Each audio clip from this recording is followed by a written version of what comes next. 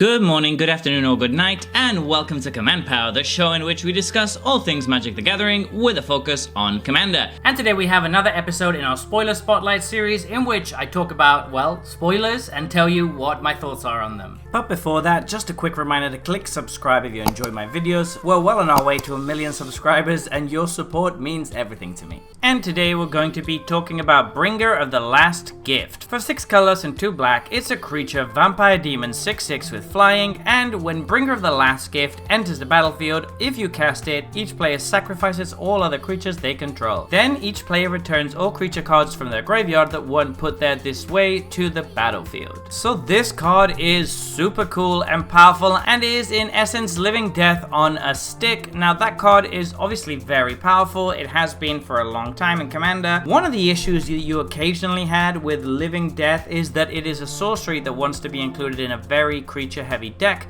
particularly in a creature heavy deck that is filling up its own graveyard a lot. So there's a little bit of tension there and anti-synergy because you want to include as few non-creature spells as possible, but Living Death of course is not a creature spell. So this gets around that in a pretty interesting way by being a creature itself. The cast trigger is a little bit restrictive because you do have to actually cast it from hand.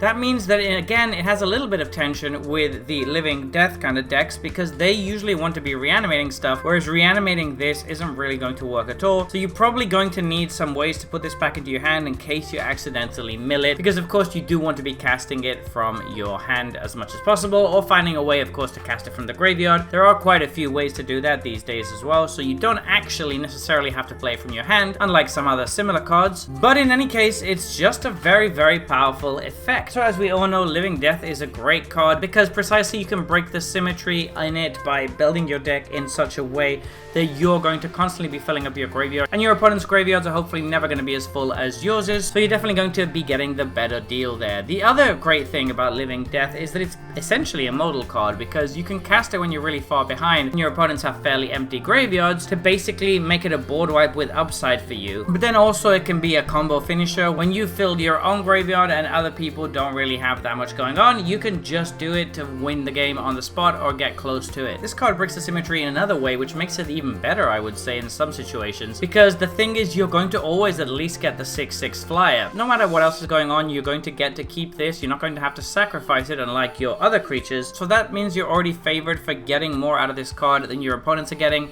just by virtue of the fact that you get a free 6/6 flyer attached to it. That's actually a pretty good deal, and it doesn't cost that much more than Living Death. 3 extra mana is a decent deal to play when you're getting 6/6 flyer thrown in, not to mention that black has a ton of ways to make extra mana. Cabal Coffers and Nykthos and all of these other methods are all going to make this fairly easy to cast, even though it does cost 8 mana, which is very expensive. It is definitely more of a battle cruiser meta kind of card, because in very high powered metas, the fact that you can't get the trigger from this if you reanimate it is actually going to become relevant, and the card does suffer a little bit when you're not really focused on creatures or creature combat, because it's probably going to be too slow for those kind of metas. That being said, it's still an excellent card. I think it's a really interesting one, and it has a lot of synergy with a bunch of cards that we've seen so far in the set. I think it's a really powerful effect, and it's nice that it's rare because it's going to keep the price down on this and make it much more accessible. So there you have it. Those have been my thoughts on this new spoiler. What do you think about this card? Please let me know in the comment section below. I read all comments and respond to all of them too. And if you enjoyed this video, don't forget to click like or subscribe. It really helps the channel. And until next time,